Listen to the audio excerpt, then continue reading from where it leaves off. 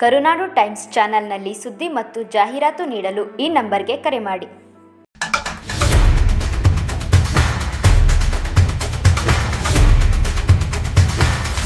ನಾಯಕರಾದಂಥ H D. Kumaraswamy ಅವರ 66ನೇ ಹುಟ್ಟುಹಬ್ಬದ ಪ್ರಯುಕ್ತ ನಮ್ಮ ಸರ್ಕಾರಿ ಜಿಲ್ಲಾ ಆಸ್ಪತ್ರೆಯಲ್ಲಿ ಎಲ್ಲ ಎಷ್ಟು ಜನ ಪೇಷಂಟ್ ಅವರು ಎಲ್ರಿಗೂ ಹಣ್ಣು ಹಂಪಲ ವಿತರಣೆ ಕಾರ್ಯಕ್ರಮನ ನಮ್ಮ ಗೌರವಾನ್ವಿತ ಎಲ್ಲ ಪಕ್ಷದ ಮುಖಂಡರ ನೇತೃತ್ವದಲ್ಲಿ ನಡೆಸ್ಕೊಳ್ಬೇಕು ಅಂತ ಕೇಳ್ಕೊಳ್ತಾ, ಕುಮಾರಣ್ಣ ಅವ್ರಿಗೆ ನಮ್ಮೆಲ್ಲ ಜನಗಳ ಆಶೀರ್ವಾದ ಇರಲಿ ಅಂತ ಹೇಳಿ ಕುಮಾರಣ್ಣ ಅವ್ರು ಬಂದಿದ್ರು. ಅಲ್ಲಿ ಸಂಗನ ಬಸವನದೊಡ್ಡಿ ಗೇಟಲ್ಲಿ ಕೇಕ್ ಕಟ್ ಮಾಡಿಸ್ಬಿಟ್ಟು ಅವ್ರಿಗೂ ವಿಸ್ ಮಾಡಿಬಿಟ್ಟು ಅಲ್ಲಿಂದ ಬಂದು ಬಸ್ ಸ್ಟ್ಯಾಂಡ್ನಲ್ಲಿ ಚಾಮುಂಡೇಶ್ವರಿ ದೇವಸ್ಥಾನದಲ್ಲಿ ಪೂಜೆ ಸಲ್ಲಿಸ್ಬಿಟ್ಟು ನಂತರ ಬಸ್ ಸ್ಟ್ಯಾಂಡ್ನಲ್ಲಿ ಕೇಕ್ ಕತ್ತರಿಸಿ ಅನ್ನ ವಿತರಣೆ, ಆಮೇಲೆ ಆಮೇಲೆ ಬೆಡ್ಶೀಟ್ಗಳು, ಸೀರೆಗಳು ವಿತರಣೆ ಮಾಡಿಬಿಟ್ಟು ಸಸಿಗಳನ್ನ ಕೊಡೋದ್ರ ಮುಖಾಂತರ ಅವರ ಹುಟ್ಟುಹಬ್ಬದ ಪ್ರಯುಕ್ತ ನೆನಪಿನಲ್ಲಿರುವಂತಹ ಕಾರ್ಯಕ್ರಮಗಳು ಮುಗಿಸಿ ಇಲ್ಲಿ ಹಾಸ್ಪಿಟ್ಲಿಗೆ ಬಂದಿದ್ದೀವಿ.